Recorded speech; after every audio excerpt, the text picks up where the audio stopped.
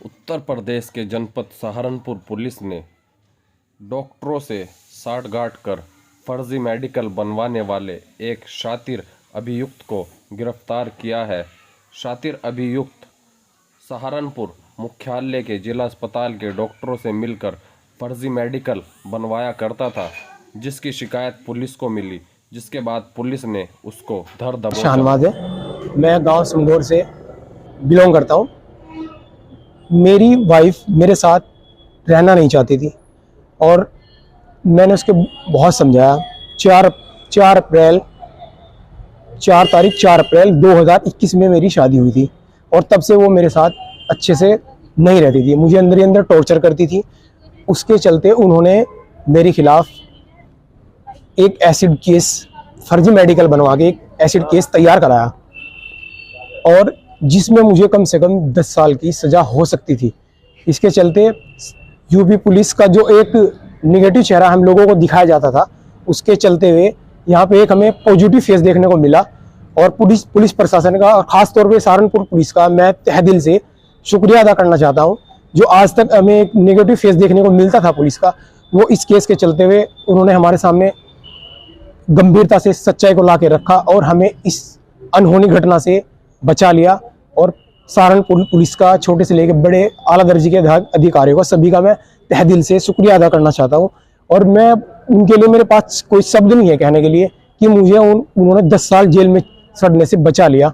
और इस फर्जी मेडिकल के थ्रू, इस फर्जी केस के थ्रू जिसमें एसिड अटैक दिखाया गया था, मैं बहुत ही लंबे समय के लिए जेल में जा सकता था और मेरी ज़िंदगी बर्बाद हो सकती थी। इसलिए पुलिस प्रशासन का मैं दिल से शुक्रिया अदा करता हूँ। धन्यवाद। एसपीटी सर, ये जो क्या मामला है, किस तरह से आप लोगों ने एक बड़े मामले को पकड़ा, ये कैसे इसका क्या है? जी, एसएसपी सहारनपुर सर के कुशल पर्यवेक्षण में ये जनकपुरी टीम ने और एसओजी टीम ने एक स्कैम का अनावरण किया है। यह स्कैम इस तरह चल रहा है कि इसमें फर्जी मेडिकल बनाए जाते हैं अपने सरकारी अस्पताल से ही। इसमें से जो आज अभियुक्त हम जिसको गिरफ्तार करके भेज रहे हैं, ये फर्जन है इसका नाम, और ये दलाली का काम करता था। ये वकीलों के संपर्क में रहता था और कुछ कॉन्टैक्ट इसके एसबीडी अस्पताल में बड़े बड़े डॉक्टरों से भी थे, जो उसके कहने पर गलत मेडिकल बनाया करते थे। उसके आधार पर जिससे धारा बढ़ जाए या दूसरे पक्षों में, दोनों पक्षों के बीच में किसी तरह का समझौता हो जाए, उसको ध्यान रखते हुए फर्जी मेडिकल बनाया करते थे और उसी में हम इसको आज कोर्ट में प्रोड्यूस कर रहे हैं। सर, डॉक्टर बीडी शर्मा का क्या रोल है?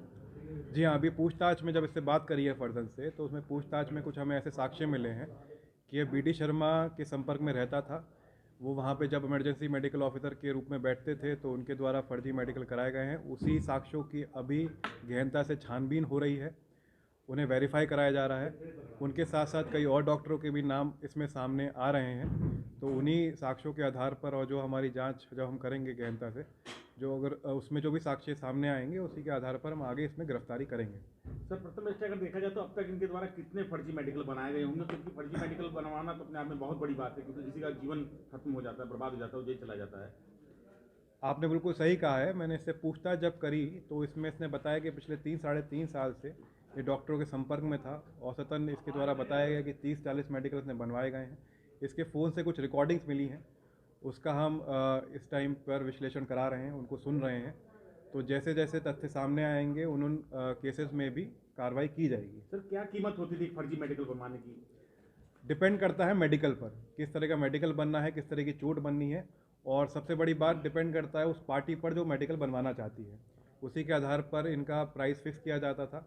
औसतन 50 से 60 हज़ार रुपये में मेडिकल बनता था, जिसमें इसका कमीशन कुछ 5, 10, 15 हज़ार का रहता था। Thank you sir.